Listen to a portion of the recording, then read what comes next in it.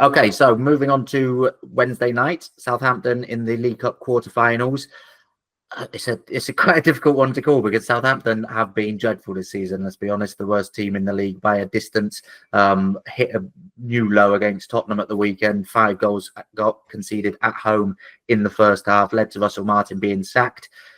Gave Liverpool a good game though last month, 3-2 that was in that game, and Liverpool only really gifted those goals that got them the win, by Russell Martin's refusal to change his playing style, playing out from the back.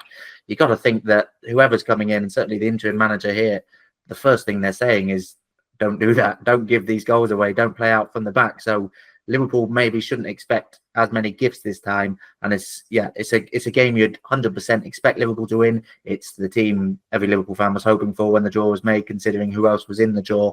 But it is one with, I think, a few more potential banana skins scattered about than maybe 1 week ago. Yeah, just really tough to prepare for, because if there is any kind of change of style or they do things in a slightly different way, then it's going to be really difficult to know what you're preparing for in terms of your defensive structure, how you press them. There's just going to be a few surprises in there probably, I guess. And it's interesting as well to, how will they approach this game? Because I know, imagine if Russell Martin was there, he still would have rotated for this one, because obviously staying up in the Premier League is the huge priority. But if a kind of interim manager is there, does he need to get a lift in the players? Does he try and put out a strong side and capitalise on the fact that Liverpool are likely to rotate? It's very, very difficult to predict. And Liverpool, as you say, it was a difficult game down there initially in the Premier League, even though they ended up winning anyway. So it's a tough one, and a tough one for Arne Slot to prepare for. But still, even with the rotation you expect from Liverpool, and even no matter what Southampton do, and even if they get that little bounce, it's still a game that you think that Liverpool should be winning. And Liverpool have had experience of teams turning up and doing something they didn't expect, something they hadn't really planned for. And as we spoke earlier, Arne Slot's sort of adapted to that. The difference being this week, of course, that Arne Slot's not going to be on the touchline. So if they come up with something they don't expect because he's got that suspension, could that play a part? He said in his press conference he can do everything that he really needs to do, whereas he wouldn't necessarily been able to do that if he was suspended in Netherlands. But it could play a part, especially when you think about what we talked about in the Fulham game, how instantly he changed things and how closely he was monitoring that and changing things around. If something unexpected does happen, which, as you say, is very likely with an unexpected sort of quantity in terms of what Southampton will be, that could play an impact, Slot not being there to sort of fix things straight away on the touchline. Yeah, I guess he's just going to have to be on the phone or a headset or however they set it up. And it might actually be helpful if he's sat up in the stands. He can have a better view up there and have a see how the game's shaping up. Maybe that will help him out. But it does make it difficult, as you say, in terms of delivering that message. And that's one of his real qualities we've seen so far as well, that he is so good at communicating to the players in a simple way what needs to be done. And maybe his assistant isn't as adept at that aspect of it. So we'll have to see. But yeah, it's another game where there probably are going to be a few surprises. A team Liverpool are coming up against doing something completely different to what they've done in the weeks previous. So I'm guessing Slot would kind of like a break from that at some point. But he's going to have to think on his feet again, I'm sure.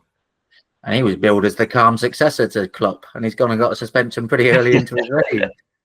Yeah, he's had some terrible decisions as well, as he said today in his press conference. They're pushing me to my limit at the moment. And so I completely understand that, really. And, he probably would have felt even worse if he did know what we know now, which is that the red card that Robertson received shouldn't actually have been given as a red card. So he might have exploded even worse and got a straight red in that situation. So, it's a funny one, really. He's supposed to be calm, but anyone who comes up against the English referees usually has the patience tested. What do you expect him to do at left back? We've heard Tsimikas is back in training. Do you think he might start this match out of necessity, or is there another solution? I wonder whether they'll just be a little bit careful with Tsimikas, and maybe he could even put, they'll think they want to get some minutes in him, but maybe even use him against Tottenham with the way that Robertson maybe just looks like he needs a game off. So I wouldn't be completely shocked to see James Norris at left back, the young lad from the academy. I know he's been in and around first team training recently, so clearly with one eye on this. So he looks like he could be a contender for that. which would be a great day for him. I've watched him a few times at the academy. Obviously, it's a huge step up, but he's looked at a quality player there, and he does have some senior experience. He was on loan at Tranmere last season. So it could be a massive opportunity for him. But I guess the judgment they've got to make is in terms of where Tsimikas' fitness is up to. And I just, with him just being back in training for the first time today, I'd probably be surprised if he gets the nod. So I would expect Norris to start there.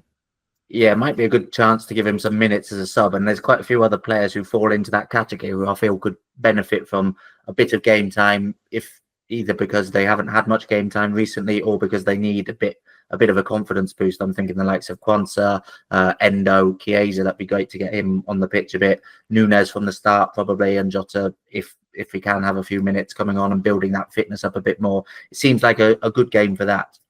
Yeah, absolutely. And Alexis McAllister's another one who's missed the last 2 games through suspension, and so to get him back in sharpness, I'd expect he would maybe start this one. So, you kind of look through it, and it's some quality players that you're able to put on the pitch there. They may be fringe players at the moment, but as you say, getting someone like Chiesa coming in is an option on that side. Nunes will probably start, as you say. You've got Endo who's ready for some game time, and you start to drop these players in, and it starts to look like a really solid team. I mean, there will be some academy representation there, no doubt. As I say, Norris probably starts. I think Nallo will be in contention at centre-half, but they've got a lot of experience and quality around them. So it could be a really good side that Liverpool are able to put out, despite the fact that they're making so many changes.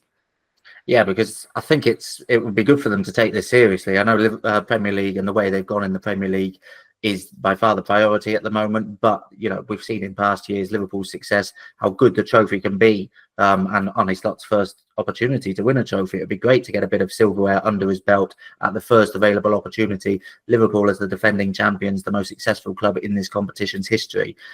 With Wembley now in sight, this is not just a game. You're not too bothered if you lose and go out of the cup. You're now in the latter stages, so you want to go on and win the cup as well. Yeah, and I think from Slot, he'll probably be thinking that these games give him a really good opportunity as well. Obviously, this one feels really inconvenient because of the injuries in defence, and he is going to have to throw some curveballs in terms of his selection of the back four in this one. But, if you do have a fully fit squad, and the hope is that Liverpool will in the kind of weeks to come, these games start to become really useful for keeping players in rhythm. Endo would not have seen much match action at all if Liverpool hadn't been progressing in the League Cup. So, if you have a 2-legged semi coming up in I think it's late January, and then the second leg in February, it's just really handy to keep them in rhythm. And, as you say, the possibility of winning a trophy is absolutely massive as well. We've seen so many sides get that boost, and it can kick you on in the league to go and win a Wembley final. And I don't think Slot will be prioritising it in the sense that, he'll be thinking all about that. And I do expect rotation, even if Liverpool were to get to the semis. But it's still, you'd still be able to put a good side out even in those semis with rotation, and a side that's capable of getting you to Wembley. And then if you get there, you can name your strongest team and hopefully go and lift that trophy. So, that's the hope, that they can keep going in this competition, because I think it's useful for several reasons, really.